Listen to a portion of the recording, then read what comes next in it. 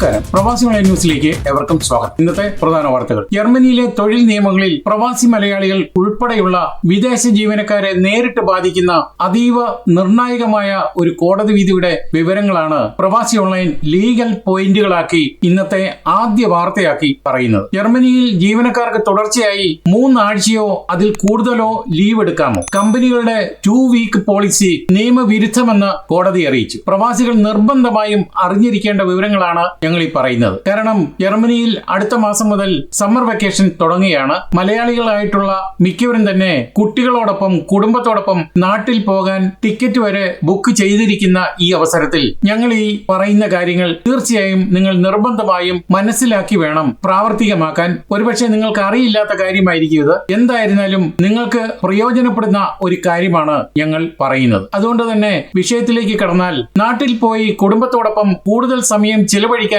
ജർമ്മനിയിൽ തുടർച്ചയായി 3-4 ആഴ്ചത്തെ അവധി, അതായത് ഊർലോപ്പ് ആവശ്യപ്പെടുന്ന പ്രവാസി മലയാളികൾക്ക് വലിയ ആശ്വാസം നൽകുന്ന ഒരു സുപ്രധാന വിധിയാണ്, കോടതി വിധിയാണ് ജർമ്മൻ പ്രാദേശിക തൊഴിൽ കോടതി പുറപ്പെടുവിച്ചിരിക്കുന്നത്. കമ്പനികൾ തന്നിഷ്ടപ്രകാരം അല്ലെങ്കിൽ ആർബൈറ്റ്സ് ഗേബർ എംപ്ലോയർ തന്നിഷ്ടപ്രകാരം ഉണ്ടാക്കുന്ന തുടർച്ചയായ പരമാവധി 2 ആഴ്ച മാത്രമേ ലീവ് തരൂ എന്ന നിയമം 2 വീക്ക് ലിമിറ്റ് നിലനിൽക്കില്ലെന്നാണ് കോടതി വ്യക്തമാക്കിയിരിക്കുന്നത്. ഒരു ജീവനക്കാരിക്ക് തുടർച്ചയായി അല്ലെങ്കിൽ ഒരു ജീവനക്കാരന് തുടർച്ചയായി 3 ആഴ്ചയിലധികം ലീവ് നൽകാൻ വിസമ്മതിച്ച കമ്പനിക്കെതിരെ തൂരിങ്ങനിലെ പ്രാദേശിക തൊഴിൽ കോടതിയാണ് ഈ ചരിത്രപരമായ വിധി പ്രസ്താവിച്ചത്. കോടതി വിധിയുടെ പ്രധാന വശങ്ങൾ നോക്കിക്കഴിഞ്ഞാൽ, തുടർച്ചയായ ലീവ് ജീവനക്കാരന്റെ അവകാശമാണ്. ജർമ്മൻ ഫെഡറൽ വെക്കേഷൻ ആക്ട്, അതായത് ബുണ്ടസ് ഉർലോപ്സ് ഗസെറ്റ്സ് അനുസരിച്ച് ജീവനക്കാർക്ക് തങ്ങളുടെ വാർഷിക അവധി ഒറ്റ ബ്ലോക്കായി, അതായത് കണ്ടിന്യൂസ് ബ്ലോക്ക് ആയി എടുക്കാൻ അവകാശമുണ്ട്. മുൻപ് ജർമ്മനിയിൽ 4 ആഴ്ച വരെ, ചിലപ്പോൾ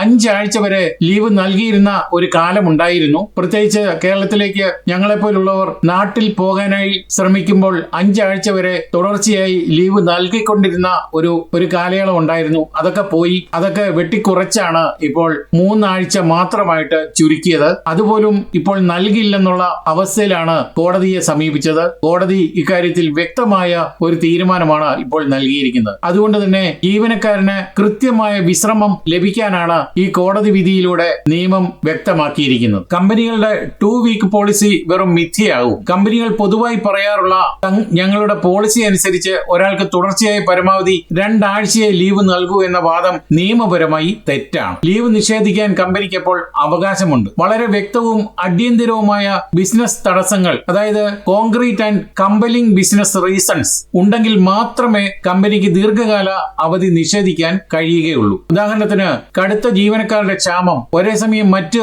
കൂടുതൽ ജീവനക്കാർ ലീവ് എടുത്ത അവസ്ഥ എന്നിവയൊക്കെ കണക്കാക്കി. എന്നാൽ ഞങ്ങൾക്ക് എപ്പോഴും ആളുകൾ കുറവാണ് എന്ന പൊതുവായ കാരണം പറഞ്ഞ് ആർക്കും ലീവ് നിഷേധിക്കാൻ ആവില്ല. ഇനിയും പ്രവാസികളായ അല്ലെങ്കിൽ മലയാളികൾ പ്രത്യേകം ശ്രദ്ധിക്കേണ്ട കാര്യങ്ങൾ: സ്വയം ലീവ് എടുക്കരുത്, അതായത് self authorised leave. Company leave അനുവദിച്ചിട്ടില്ല എന്ന കാരണത്താൽ അനുമതിയില്ലാതെ സ്വയം ഇഷ്ടപ്രകാരം അവധിക്ക് പോകാൻ പാടില്ല. അത് 1 ദിവസമായാലും 1/2 ദിവസമായാലും അല്ലെങ്കിൽ കൂടുതൽ ദിവസമായാലും ഒരിക്കലും അത് ചെയ്യാൻ പാടില്ല. ഇത് ജർമ്മനിയിൽ ജോലിയിൽ നിന്നും ഉടനടി പിരിച്ചുവിടാൻ, അതായത് കുണ്ടികവും വരെയുള്ള അടുത്ത നിയമ നടപടികൾക്ക് കാരണമാകും. അതുകൊണ്ട് തന്നെ രേഖാമൂലം ഊർലോബിന് ആവശ്യപ്പെടണം. നിങ്ങളുടെ ദീർഘകാല ലീവ് അപേക്ഷ കമ്പനി നിരസിച്ചാൽ അതിനുള്ള കൃത്യമായ കാരണം രേഖാമൂലം ആവശ്യപ്പെടണം. സാങ്കല്പിക കാരണങ്ങൾ പറഞ്ഞ് നിങ്ങളെ തടയാൻ അവർക്ക് അല്ലെങ്കിൽ എംപ്ലോയറിന് നിയമപരമായി സാധിക്കില്ല. അത് മാത്രമല്ല, വർക്ക്സ് കൗൺസിലിന്റെ സഹായം തേടുകയും ചെയ്യാം. ലീവ് നിഷേധിക്കപ്പെട്ടാൽ കമ്പനിയിലെ വർക്ക്സ് കൗൺസിലിന്റെയോ അതല്ലെങ്കിൽ ഒരു ലേബർ ലോയറുടെയോ സഹായം തേടാവുന്നതാണ്. വളരെ അടിയന്തര സാഹചര്യങ്ങളിൽ കോടതി വഴി താൽക്കാലിക ഉത്തരവ് സമ്പാദിക്കാനും ജീവനക്കാരന് അവകാശമുണ്ട്. ചുരുക്കത്തിൽ, ദീർഘദൂര വിമാനയാത്ര ചെയ്ത് നാട്ടിൽ പോകേണ്ടി വരുന്ന മലയാളികളായിട്ടുള്ള ജീവനക്കാർക്ക് 2 ആഴ്ചത്തെ ലീവ് ഒന്നിനും തികയില്ല എന്ന യാഥാർത്ഥ്യം കോടതി അംഗീകരിച്ചിരിക്കുകയാണ്. ഞാനിവിടെ മലയാളി എന്ന് പറയുന്നത് വിദേശ ജീവനക്കാരെ ഉദ്ദേശിച്ചാണ്. നമ്മളും അതിൽ പെടും എന്ന് മാത്രം. കൃത്യമായ പ്ലാനിങ്ങോടുകൂടി മുൻകൂട്ടി അപേക്ഷിച്ചാൽ നിയമം പൂർണ്ണമായും നിങ്ങളുടെ കൂടെ ഉണ്ടെന്നാണ് ഈ കോടതി വിധിയിലൂടെ തെളിയുന്നത്. അത് മാത്രമല്ല, അതുപോലെ മറ്റൊരു കാര്യം കൂടിയുണ്ട്. മിക്ക ജോലി സ്ഥലങ്ങളിലും വരും മാസങ്ങളിലെ ഡീൻസ് പ്ലാൻ എഴുതുന്നതിന് മുമ്പ് ജോലിക്കാരുടെ വിൻഷ് ചോദിക്കാറുണ്ട്. മിക്കപ്പോഴും അത് ലഭിക്കുകയും ചെയ്യും. എന്നാൽ ചില സാഹചര്യങ്ങളിൽ വിൻഷ് അനുസരിച്ച് അവധി കിട്ടണമെന്നില്ല, അല്ലെ കിട്ടാറില്ല. അപ്പോൾ ചില ആളുകൾ വിൻഷ് ചോദിച്ച ദിവസം അവധി കിട്ടിയില്ലെങ്കിൽ ആ ദിവസമോ അല്ലെങ്കിൽ അതിനോട് ചേർന്ന ദിവസങ്ങളിൽ സ്ഥലങ്ങളിലോ സിക്ക് അതായത് ക്രാങ്ക് അടിച്ച് സിക്ക് അവധി ഉണ്ടാക്കാറുണ്ട് സ്വയമായി. ഇത്തരക്കാർ ശ്രദ്ധിക്കുക, പിരിച്ചുവിടാൻ അല്ലെങ്കിൽ കുണ്ടികൻ ചെയ്യാൻ ഈ ഒറ്റ കാരണം മതി. അതുകൊണ്ട് നമ്മൾ മുൻകൂട്ടി ഒരവധി ചോദിച്ചു, ലഭിച്ചില്ല എങ്കിൽ ഒരു കാരണവശാലും ആ ദിവസം നമ്മൾ എസ്റ്റ് ക്രാങ്ക് ആയാൽ പോലും എംപ്ലോയർക്ക് അത് മനസ്സിലാകും നമ്മളുടെ നാടകമാണ്. അതുകൊണ്ട് പുതിയതായി ജോലിയിൽ കയറിയിട്ടുള്ളവർ, ജർമ്മനിയിൽ എത്തിയിട്ടുള്ള നഴ്സുമാർ അല്ലെങ്കിൽ മറ്റു ജോലിക്കാർ ഈ ഒരു കാര്യം ഒന്ന് ഓർമ്മിച്ചാൽ വളരെ നല്ലത്. അല്ല എങ്കിൽ ഓർക്കാപ്പുറത്ത് നമുക്ക് കുണ്ടികവും ലഭിക്കും. കുണ്ടികവും കിട്ടിയാൽ ഉണ്ടാകുന്ന ഭവിഷ്യത്തുകൾ എന്താണെന്ന് ഏറെക്കുറെ എല്ലാവർക്കും അറിയാമായിരിക്കും എന്ന് തന്നെ ഞങ്ങൾ കരുതുകയാണ്.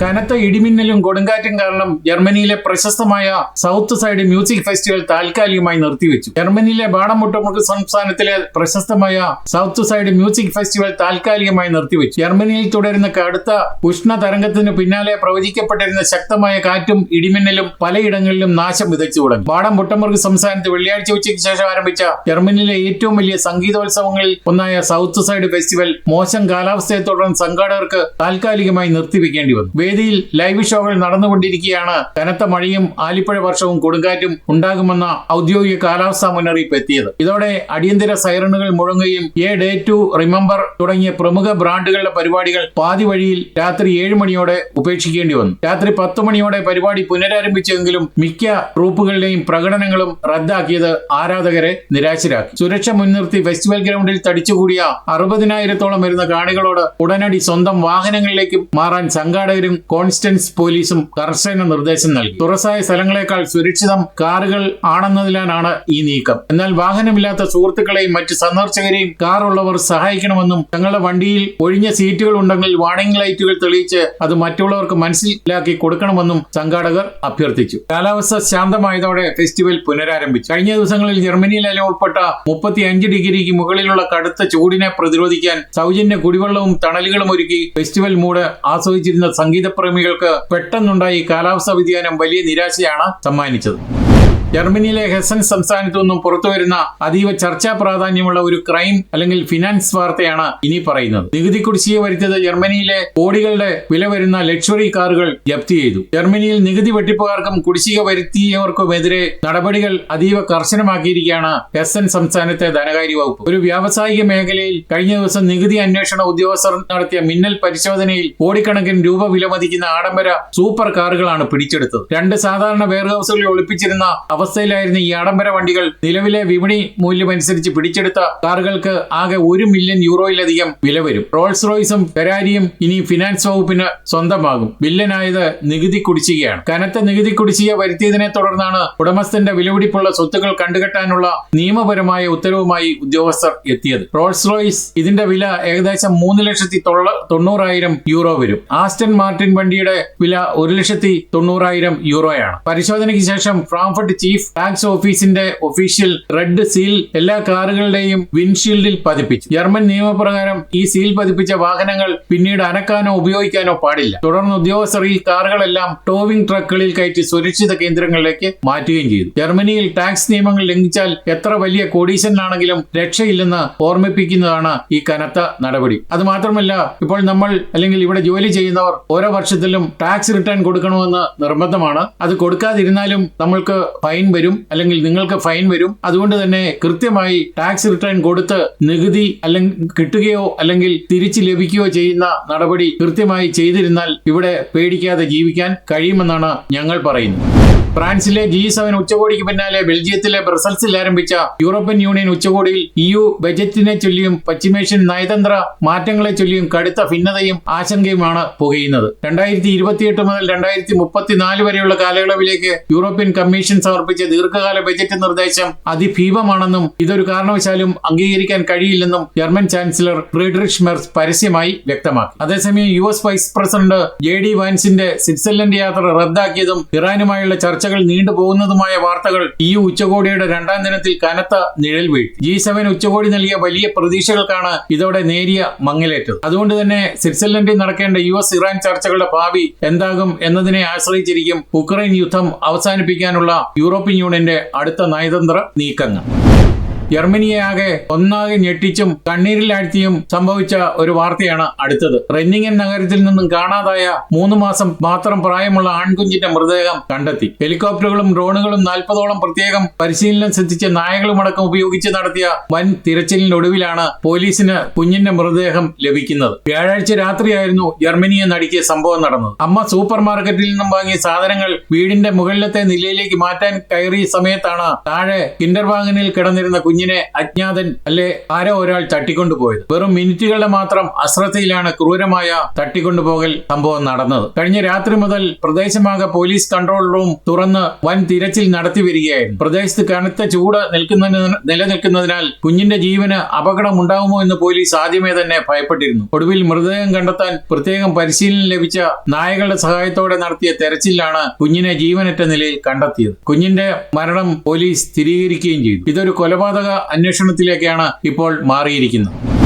ജർമ്മനിയെ ഞെട്ടിച്ച് വീണ്ടും സർവേ ഫലം. 28% പിന്തുണയോടെ റെക്കോർഡ് മുന്നേറ്റവുമായി കുടിയേറ്റ വിരുദ്ധ പാർട്ടിയായ AfD. ചാൻസലർ മെർസിന്റെ CDU രണ്ടാമതാണ്. രാഷ്ട്രീയ സമവാക്യങ്ങളെ പൂർണ്ണമായി മാറ്റിമറിച്ചുകൊണ്ടാണ് തീവ്ര വലതുപക്ഷ പാർട്ടിയായ ആൾട്ടർനേറ്റീവ് ഫോർ ജർമ്മനി AfD പാർട്ടി ജനപ്രീതിയിൽ പുതിയ റെക്കോർഡുകൾ കുറിച്ചത്. ഏറ്റവും പുതിയ പോളിറ്റ് ബാരോമീറ്റർ സർവേ പ്രകാരം വരും ഞായറാഴ്ച ജർമ്മനിയിൽ ഒരു പൊതു തിരഞ്ഞെടുപ്പ് നടക്കുകയാണെങ്കിൽ AfD ഏറ്റവും വലിയ ഒറ്റ കക്ഷിയായി മാറും. കഴിഞ്ഞ മാസത്തെ അപേക്ഷിച്ച് 1% ജനപിന്തുണ ഇവർക്ക് വർദ്ധിച്ചിട്ടുണ്ട്. 28% എന്ന നിലയിലാണ് എത്തിയിരിക്കുന്നത്, അതും 1ാം സ്ഥാനത്ത്. അതേസമയം പരമ്പരാഗത പാർട്ടികളായ CDUവിന്, അതായത് ചാൻസലർ മെർസിന്റെ പാർട്ടിക്ക് നിലവിൽ തിരിച്ചടിയാണ് ലഭിച്ചിരിക്കുന്നത്. യാഥാസ്ഥിതിക സഖ്യമായ CDU-CSU പാർട്ടിക്ക് വലിയൊരു മുന്നറിയിപ്പാണ് ഈ സർവേ ഫലം. അവരുടെ പോയിന്റ് ഇടിഞ്ഞ് 24% പിന്തുണ മാത്രമായി 2ാം സ്ഥാനത്തേക്ക് തള്ളപ്പെട്ടു. AfDയുമായി ഇപ്പോൾ 4% വ്യക്തമായ വ്യത്യാസമുണ്ട്. SPD ആണെങ്കിൽ നിലവിൽ ഭരണത്തിന്റെ സഖ്യകക്ഷിയാണ്. ഇവരുടെ ജനപിന്തുണ